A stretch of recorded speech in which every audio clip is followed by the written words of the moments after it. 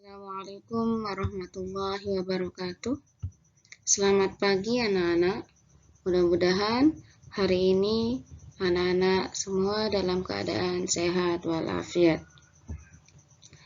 Sebelum kita mulai belajar pada hari ini, marilah terlebih dahulu kita berdoa bersama-sama. Berdoa diawali dengan basmalah. Bismillahirrahmanirrahim. Dan pada hari ini juga kita akan belajar tentang IPS dengan materi pengaruh kondisi geografis Indonesia sebagai negara maritim. Ciri-ciri keberagaman budaya di Indonesia. Yang pertama, keragaman suku bangsa. Karena beraneka ragam budaya di Indonesia, jadi di Indonesia banyak keragaman suku bangsa. Yang kedua, keragaman bahasa. Jadinya dari Sabang sampai Merauke,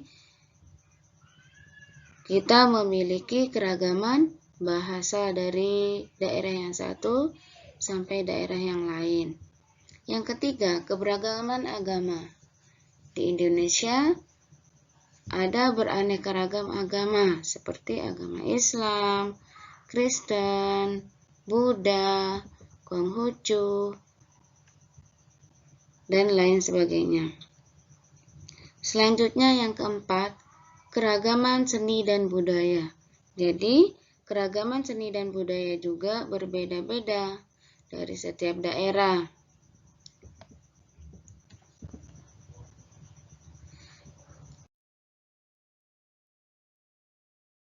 Nah, selanjutnya, manfaat keberagaman budaya bangsa Indonesia.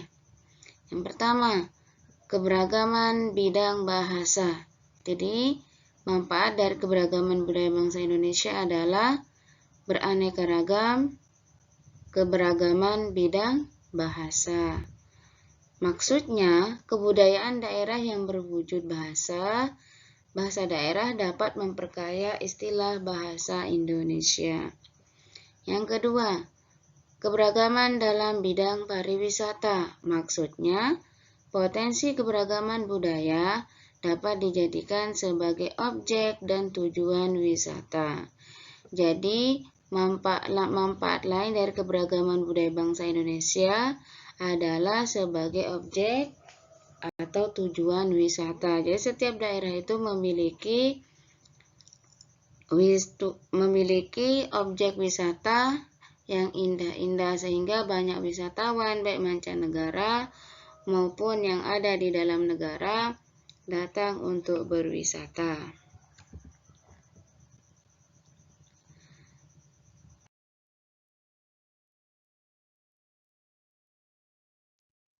Dampak positif keberagaman terhadap budaya masyarakat. Yang pertama, memudahkan komunikasi dan interaksi antar masyarakat. Itu dampak positif yang pertama.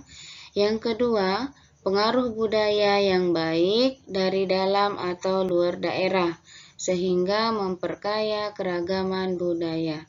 Jadinya, dampak positif dari keberagaman terhadap budaya masyarakat adalah pengaruh budaya yang baik dari dalam atau luar daerah sehingga bisa memperkaya keragaman budaya kita. Selanjutnya, dampak negatif keberagaman terhadap budaya masyarakat. Yang pertama, mudahnya pengaruh luar masuk ke Indonesia. Jadinya pengaruh luar itu sangat besar bisa masuk ke Indonesia. Yang kedua, turunnya nilai moralitas akibat pengaruh gaya hidup dari luar. Yang ketiga, kebudayaan Indonesia dikenal karena ramainya perdagangan dan pariwisata. Timbulnya beraneka ragam kebudayaan dan adat akibat pengaruh luar.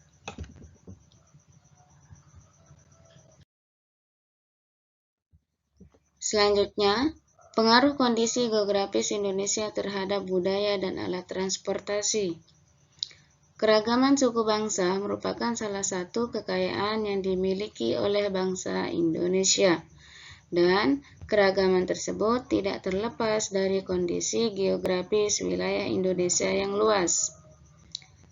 Wilayah Indonesia yang berupa kepulauan juga mempengaruhi jenis transportasi yang digunakan untuk menghubungkan antar pulau, yaitu transportasi laut dan udara. Berikut beberapa bandar udara yang terkenal di Indonesia. Jadi, dari 34 provinsi itu memiliki bandar udara masing-masing. Tapi di sini Ibu tuliskan atau Ibu kasih contoh cuma sebagian saja. Yang pertama, Bandar Udara Sultan Iskandar Muda yang berada di Aceh. Yang kedua, Bandar Udara Adi Sucipto yang berada di Yogyakarta. Selanjutnya yang ketiga, Bandar Udara Ngurah Rai atau di Bali. Yang keempat, Bandar Udara Sentani. Nah, jadinya bandar udara yang ada di Sentani ini berada di Papua. Selanjutnya, Soekarno-Hatta. Bandar Udara Soekarno-Hatta ada di Banten. Selanjutnya, Bandara Juanda berada di Kalimantan Utara. Yang ketujuh, Bandar Udara Juanda. Bandar Udara Juanda ini terletak di Surabaya atau di Jawa Timur. Selanjutnya, Bandar Udara Husain Sastra Negara berada di Jawa Barat. Ini merupakan sebagian kecil Ibu contohkan beberapa bandar udara yang terkenal di Indonesia. Selanjutnya, berikut beberapa pelabuhan yang terkenal di Indonesia. Yang pertama, pelabuhan yang terkenal di Indonesia, Belawan, terletak di Sumatera Utara. Yang kedua, Pelabuhan Bakauheni terletak di Lampung. Selanjutnya, Pelabuhan Merak berada di Banten. Yang keempat, Pelabuhan Tanjung Perak berada di Jawa Timur. Selanjutnya, Pelabuhan Buton berada di Sulawesi Tenggara.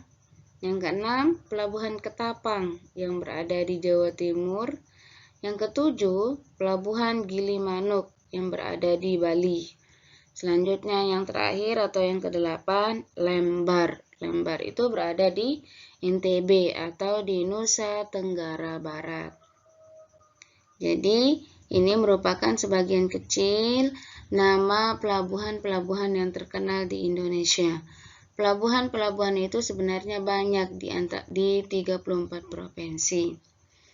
Jadi mungkin hanya ini saja pembelajaran yang bisa Ibu sampaikan. Jadi kalau ada anak-anak yang mau bertanya, silakan bertanya melalui via WhatsApp. Mungkin hanya ini saja yang bisa Ibu sampaikan. Assalamualaikum warahmatullahi wabarakatuh.